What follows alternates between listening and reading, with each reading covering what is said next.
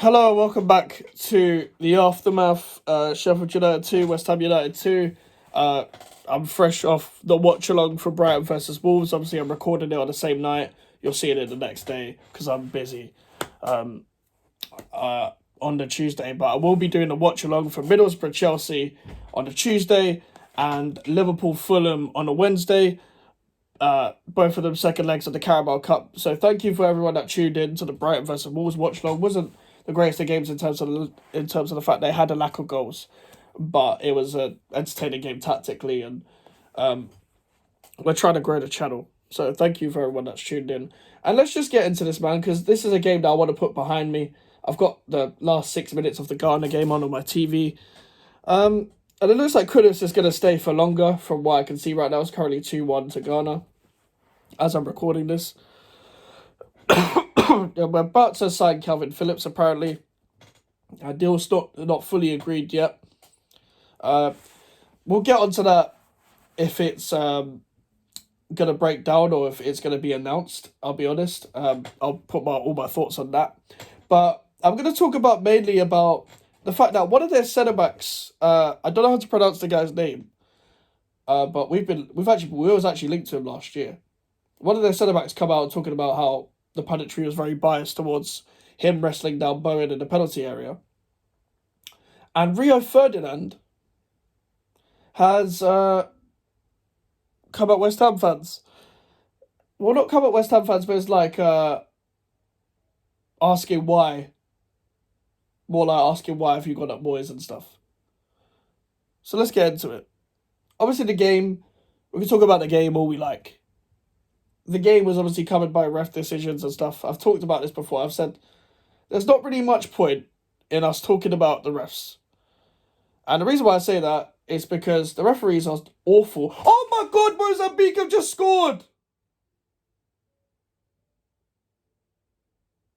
Oh my God!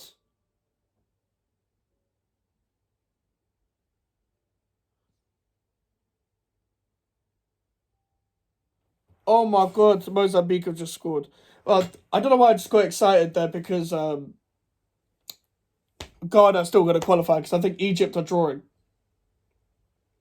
But yeah, fair enough. Sorry, sorry about that, guys. Where was I?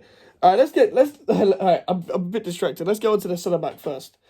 Amalsevic, or whatever his name is, yeah, was talking about how biased it was. You can clearly see him pulling me and stuff like that. But in all the replays that he quote tweeted of the tweet, there was no sign of him actually, touching. What's it? Him touching the Sheffield United centre back. I'm trying to get the tweet up. Let me get the exact tweet up. And he also posted about something about Randy Orton on his Instagram story. Listen, it's great shit housery, but this also means that you're gonna get relegated and it's gonna fall flat on your face, I'll be honest. So what happens? Oh shit. I've got a corner. Allow it, clear the ball, man. So the centre back, Anel Ahmed Hodzic, sorry if I mispronounced that, clearly biased. You can see at the unedited footage where he pulls me down with him, which makes me lose sight of the ball. Obviously, it's been edited to make it look like a pen to West Ham. Now, listen. I think when I first saw it, I said that both players were pulling down each other and whatever. What I will say is that I've seen those not given before, so I wasn't completely angry, despite the fact that it probably should have been a pen. I wasn't completely angry that it wasn't given because there's been many of times where I've seen players pulled down via corners, crosses, free kicks, and all types of stuff. Yeah, where what's it? Like centre backs have been pulling like strikers, and strikers have been pulling centre backs, and neither foul has been given. It usually gets given when the strikers are pulling down the centre backs. What I will say, I'm not sure about Premier League bias and all this stuff, yeah, because the Premier League is just inconsistent. What I will say, a bias that people don't really talk about when it comes to the Premier League is striker bias. And hear me out.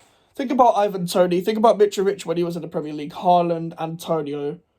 You don't see them get many fouls.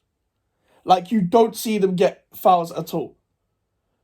And the reason why that is, I think referees in general is a bit of a dumb consensus to think that because they're strikers and they're strong and they're getting pulled down, you expect them to be stronger. They're probably thinking they're going down too easily and stuff. And Antonio, we've seen about times like at the London Stadium, when you go to London Stadium and Antonio starts, when he wins a foul, the crowd cheer because they're not expecting him to actually get the foul off the ref. Ivan Toney doesn't get anything. Erling Haaland, even though he's strong, defenders can still pull him down. Calvert-Lewin doesn't get anything. Mitrovic doesn't get anything when he was in the Premier League. Like, you can name any striker. Strikers don't get fouls. And I don't care about writing to the PGMOL. I don't care about PGMOL apology. I don't care if they say that they justified the decision or that the decision was wrong.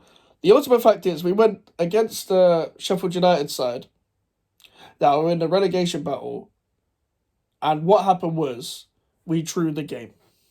Now, in my opinion,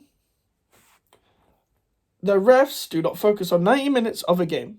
The ref cannot affect you in 90 minutes of a game unless it's some major corrupt stuff like it was with Chelsea Barcelona back in the day that is a disgrace game from Didier Drogba and all that, yeah. What I will say also is when I'm commenting about a game, analysing a game, I'm not going to focus on the referees constantly.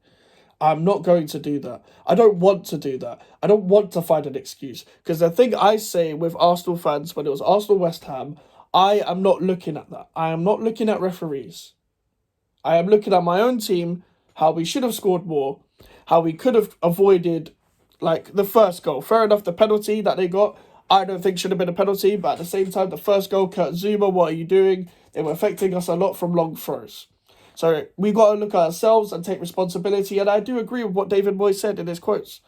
Whether he fully believes them, I don't think he wants to get fined or touchline banned. I think he's seen other managers get touchline banned, he's probably thinking, I'm not going to dip into this, to be honest with you. Oh, by the way, Egypt have won. Egypt have won, oh my God.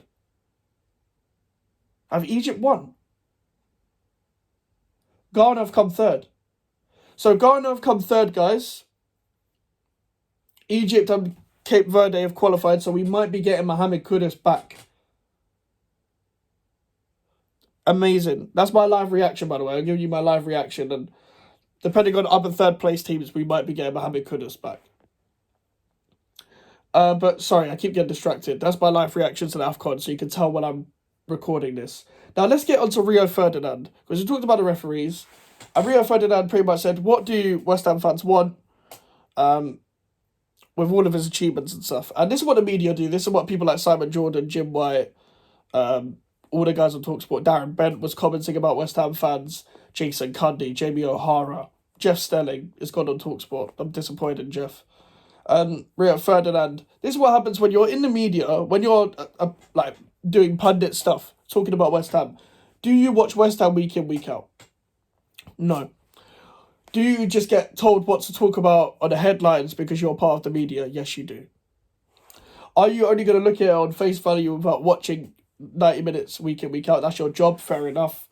But you don't watch West Ham week in, week out and understand why we're frustrated. Now, as much as Ben Johnson came on and did well yesterday, trying to get a goal and taking on Maxwell Cornet, he scored the first goal, and putting on Ben Johnson in midfield made no sense because Ben Johnson's only scored 2 goals in his career. It's not like he's some prolific guy. Like, he came on and did well. I'm not discrediting Ben Johnson. I'm discrediting the fact that sub was made in the first place.